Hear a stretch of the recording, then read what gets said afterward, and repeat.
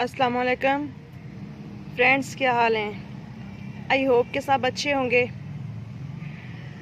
तो आज मैं आपके साथ जिस टॉपिक पे बात करूंगी उस पे जाने से पहले देखें कितने खूबसूरत से फूल खिले हुए हैं मेरे गार्डन में, मॉस रोज़ के, और कितने प्यारे लग रहे हैं।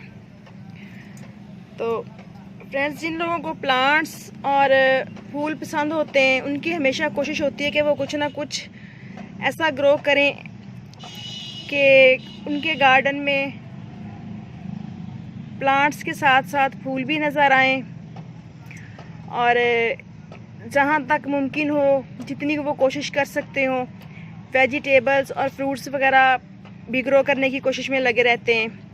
तो आज मैं आपके साथ ऐसे ही एक टॉपिक पे बात करूँगी कि जिस प्लांट को हम लगाते हैं तो हमें फूल भी देखने को मिलते हैं और बहुत ज़बरदस्त से फल भी देखने को मिलते हैं बाद में, यानी कि वो एक वेजिटेबल प्लांट है। तो चलिए आते हैं अपने टॉपिक पे। तो आज का जो हमारा टॉपिक है वो है एग प्लांट। ये देखिए माशाल्लाह मेरे प्लांट पे कितने अच्छे से एग लगे हुए हैं, बैंगन लगे हुए हैं एग प्लांट पे, क्योंकि ये बहुत ही एक ज़बरदस्त सी और काफ़ी हेल्दी वेजिटेबल है। तो ये जो प्लांट्स हैं मैंने ये किस तरह से ग्रो किए हैं। बाज़ औक़ात होता यूँ है कि हम एक दफ़ा कोशिश करते हैं कि हम कोई वेजिटेबल या फ्रूट प्लांट ग्रो करें, बाज़ औक़ात तो हम कामयाब हो जाते हैं, और बाज़ औक़ात अगर हमें नाकामी का मुंह देखना पड़ जाए तो बहुत से बहन भाई डिसहार्ट हो जाते हैं कि एक दफ़ा लगाया था ग्रो नहीं हुआ तो चलें अब दोबारा क्या लगाना। लेकिन नहीं, ऐसा नहीं करना चाहिए। कोशिश करें, एक दफ़ा सक्सेसफुल नहीं हुए तो दोबारा कोशिश कीजिए, फिर कीजिए, इंशाल्लाह कभी ना कभी तो कामयाब हो ही जाएंगे ना। तो ये जो मेरे प्लांट्स हैं मैंने इनको कैसे ग्रो किया है और कब ग्रो किया है, चले मैं आपको बताती हूँ। तो ये मैंने ऑनलाइन सीड्स मंगवाए थे, मैंने 5 सीड ग्रो किए। तो इनमें से मेरे पास 4 प्लांट बने थे, जिन पे ट्रांसप्लांट करते हुए मैंने वीडियो बना के डाला था, how to transplant eggplants. तो ये देखें माशाल्लाह छोटे छोटे से प्लांट्स हैं और मैंने इनको फर्स्ट टाइम ग्रो किया था। और बहुत छोटे से प्लांट्स होते हैं, बहुत बड़े नहीं होते, तो फ़ौरन इन पे फ्लावरिंग शुरू हो जाती है तकरीबन 5-6 माह में ही, यानी कि सीडलिंग से लेके तो 5-6 माह लगते हैं इन पे फ्रूटिंग तक। तो इस तरह से ये देखें माशाल्लाह, एक ये लगा हुआ है बैंगन, एक ये, 2 ये लगे हुए हैं और एक ये लगा हुआ है, कितना हेल्दी सा माशाल्लाह। और ये देखें 2 इस साइड पे लगे हुए हैं इस वाले प्लांट पे, और एक ये लगा हुआ है, इसके अलावा एक ये इस साइड पे लगा हुआ है,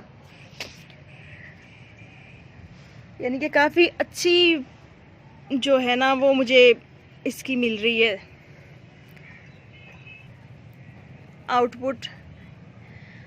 तो ये मैंने फिर 4 प्लांट ट्रांसप्लांट किए थे, तो जिनमें से 3 सरवाइव कर पाए मेरे पास, 2 ये वाले प्लांट और एक मैं आपको और दिखाती हूँ।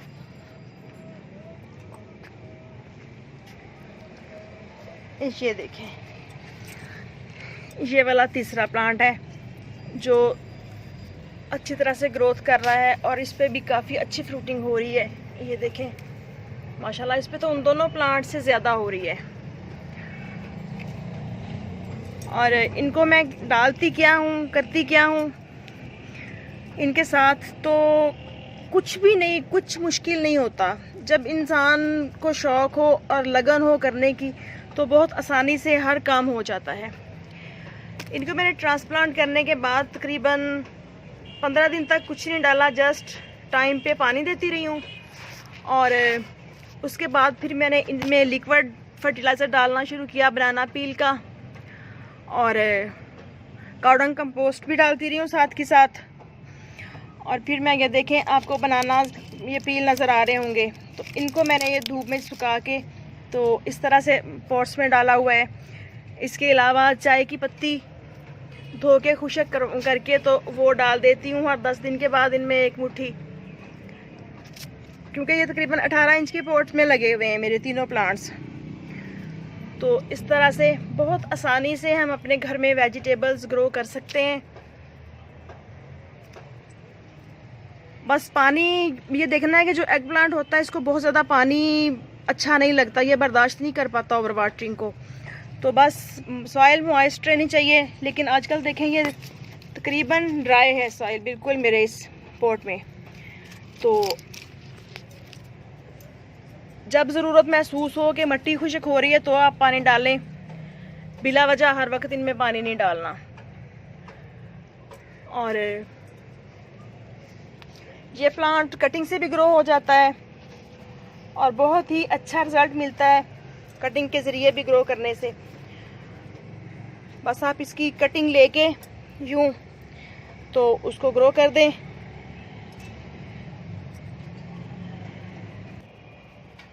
बस कटिंग को ज़्यादा पानी नहीं देना, 6-7 इंच की कटिंग लेके ग्रो करके तो आप उसको एक दफ़ा पानी दे दें। उसके बाद जब मिट्टी सूखे तो हल्का हल्का सा पानी देना है, यानी कि बस मिट्टी को मॉइस्ट रखना है।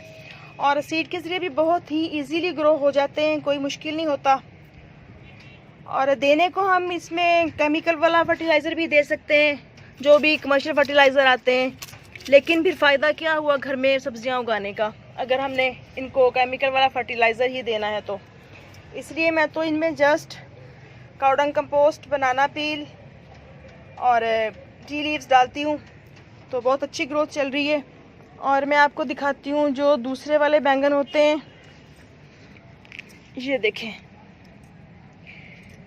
ये आप यकीन कीजिए कि मैंने कहीं से सीड मंगवाए हैं इसके, ना कहीं से प्लांट्स मंगवाए हैं। ये मैं लास्ट ईयर एक दिन सब्ज़ी बना रही थी तो सब्ज़ी में मुझे फील हुआ कि काफ़ी पका हुआ बैंगन है, उसमें जो बीज थे काफ़ी हार्ड हो रहे थे। तो मैंने फिंगर की मदद से थोड़े से सीड निकाल के उसके तो एक पॉट में डाल के रख लिए। शाम को जब मैं गार्डन में आई तो मैंने एक पॉट में एज आ सीडलिंग ग्रो कर दिए। तो बिलीव मी कि इतने सारे प्लांट्स मेरे पास तैयार हो गए ना, तकरीबन जितने सीड्स लगाए थे सारे के सारे ग्रो हो गए। तो उनमें से फिर आगे सर्दी ज़्यादा आ रही थी तो सर्दियों में जितने मेरे पास बच पाए उनको मैंने ट्रांसप्लांट किया और इस तरह से मेरे पास काफ़ी सारे प्लांट्स बैंगन के तैयार हो गए। और इस पे ये तकरीबन चौथी दफ़ा फ्रूटिंग हो रही है। थोड़े थोड़े वक्फे के बाद इस पे लग जाते हैं बैंगन और माशाल्लाह देखें। और इतना अच्छा लगता है कि जब इंसान अपने हाथ से लगाया हुआ प्लांट हो और उस पे से सब्ज़ी या फल तोड़े और घर में यूज़ करे। तो इस पे से मैंने तकरीबन 6 बैंगन 3-4 दफ़ा उतारे हैं।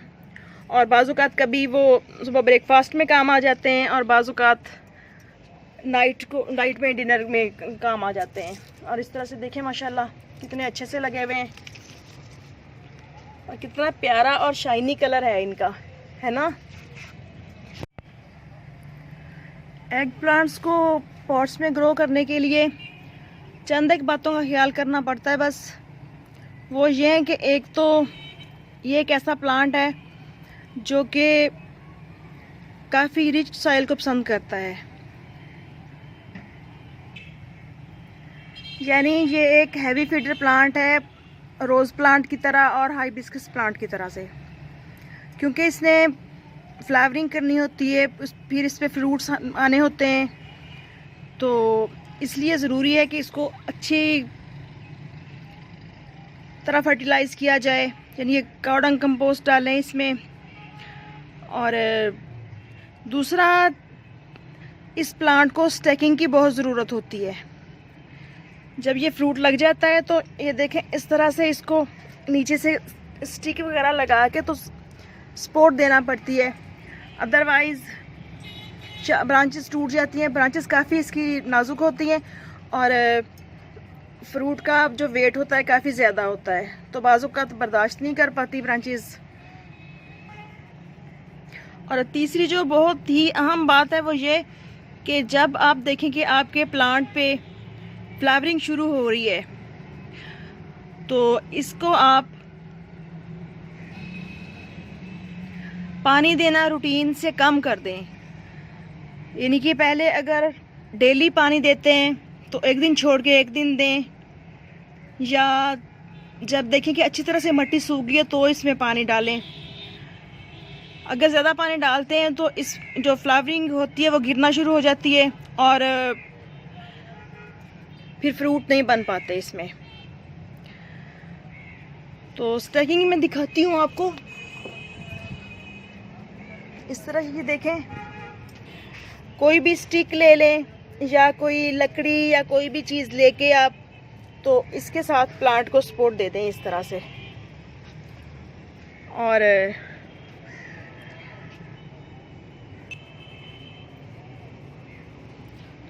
जब हम प्लांट को प्रॉपर तरीके से पानी देते रहते हैं रूटीन वाइज तो फिर फ्रूट नहीं बन पाते और फूल लगते हैं झड़ जाते हैं, लगते हैं झड़ जाते हैं, या फ्रूट छोटा छोटा सा बन के तो झड़ता रहता है।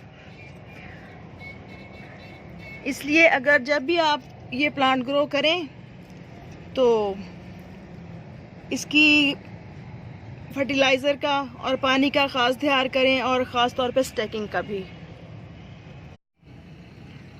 बहुत अच्छा लगता है और टेस्ट भी बहुत ही ज़बरदस्त होता है। और ये प्लांट एक ऐसा प्लांट है जो कि तकरीबन आपके पास 4-5 साल तक कहीं नहीं जाता, यानी कि एक पेरिनियल प्लांट है, सीजनल नहीं होता ये। तो इस तरह से आप भी अपने घर में ग्रो कीजिए और भरपूर जायकादार सब्जियों का मज़ा उठाइए, बिल्कुल थोड़ी सी केयर के साथ।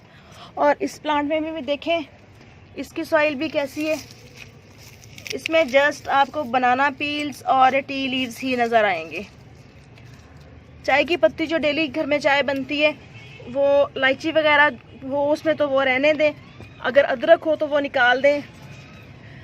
तो बस उसको धो के तो आप किसी भी डिश में, प्लेट में या पॉट में डाल के धूप में रख के खुशक कर लें और इस तरह से अपने प्लांट्स को डालें।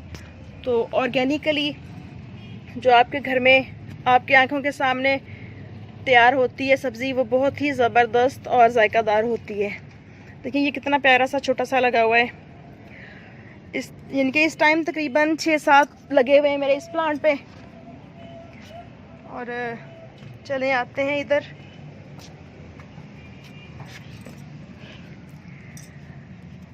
ये देखें ये भी कितना छोटा सा प्यारा सा बैंगन लगा हुआ है। तो इस तरह अपने घर में हम बहुत ही आसानी से वेजिटेबल्स ग्रो कर सकते हैं, छोटे छोटे पॉट्स में, गमलों में, कोई दिक्कत नहीं होती। एक दफ़ा कोशिश करके तो देखें कि कितना अच्छा लगता है और कितना मज़ा आता है। फ्री टाइम का बहुत ही अच्छा यूज़ है ये। तो और पेस्ट वगैरह इस पे मिली बग्स भी अटैक कर देते हैं, और आजकल मेरे गार्डन में वाइट फ्लाई का काफ़ी अटैक है।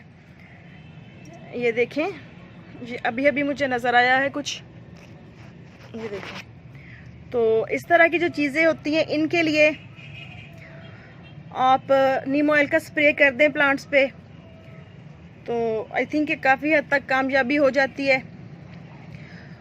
और क्योंकि ये हमने अपने घर में उगाई हैं सब्जियां तो इन पे हम कोई पेस्टिसाइड यूज़ नहीं कर सकते, इसलिए जहाँ तक मुमकिन हो जो फ्रूट्स और फलदार प्लांट्स हों, सब्जियां हों, उन पे आप सिर्फ घर का होममेड स्प्रे कीजिए। इनके 4-5 काली मिर्चें, सॉरी ग्रीन चिल्लीज लेके तो उनके साथ आप थोड़ा सा अदरक, लहसुन, एक प्याज ले लें और साथ में उसमें सिरका और लेमन मैक्स लिक्विड लेके, या कोई भी जो भी डिश वॉश बार आपके घर में आता है उसका 1 चम्मच लेके तो एक ही दफ़ा स्प्रे बना के तो बोतल भर के रख लें, सारा कुछ ग्राइंड करके उसको छान लें अच्छी तरह चलने से। तो जब भी फिर आपने इस तरह का किसी भी चीज़ पे स्प्रे करना हो, सब्ज़ी पे, फल पे, तो उसको आप 1 लीटर पानी में तकरीबन 2-3 चम्मच डाल के तो आप अपने प्लांट पे स्प्रे कर दें।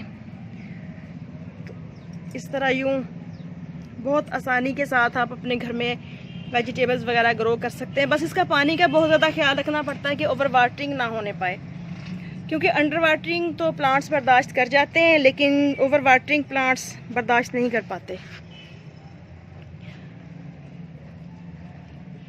तो आई थिंक कि आपको आज का टॉपिक अच्छा लगेगा और आप भी कोशिश करेंगे अपने घर में वेजिटेबल्स ग्रो करने की। बहुत ही आसानी से हो जाती हैं।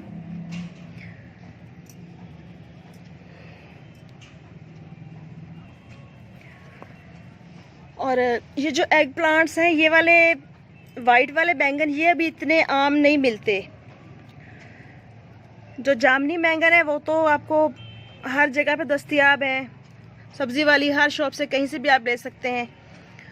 तो ये जो है, मुझे इनका बहुत ज़्यादा शौक़ था कि मैं देखूं ये किस तरह से ग्रो होते हैं, कि इसकी रिक्वायरमेंट्स जो हैं वो दूसरे बैंगन जैसी हैं या थोड़ी डिफरेंट हैं। लेकिन ये मुझे ग्रो करना उस प्लांट से भी इजी लगा और माशाल्लाह रिज़ल्ट आपके सामने है। अब पर्पल वाले और भी मेरे पास 1-2 प्लांट्स हैं, बट उन पे अभी वो थोड़े छोटे हैं, तो उन पे फ्रूटिंग नहीं हो रही। तो ओके फ्रेंड्स, इजाज़त दीजिए, फिर मिलेंगे नेक्स्ट वीडियो में नेक्स्ट टॉपिक के साथ। दुआ में याद रखिएगा। और हाँ, इसके जो भी लीव्स डैमेज हों इस तरह से, ये देखें, तो इनको आप प्लांट के साथ से अलग कर दें। इस तरह ये देखें, ये एक बीमारी होती है जो पत्ते के अंदर अंदर चलती है, तो ये ख़त्म नहीं हो पाती, इसलिए वो लीव ही अलग कर दें प्लांट के साथ से। और जो भी नॉर्मल रूटीन में इसके लीव्स या किसी भी प्लांट्स के लीव ब्राउन होते हैं, तो उनमें ब्राउन हो जाते हैं, उनको आप उतार के तो यूँ उनका पाउडर सा बना कर तो मिट्टी के अंदर ही डाल दिया करें, क्योंकि ये प्लांट्स के लिए बहुत ही अच्छी खाद होती है। तो ओके फ्रेंड्स, इजाज़त दीजिए, फिर मिलेंगे नेक्स्ट वीडियो में नेक्स्ट टॉपिक के साथ। अल्लाह हाफिज़।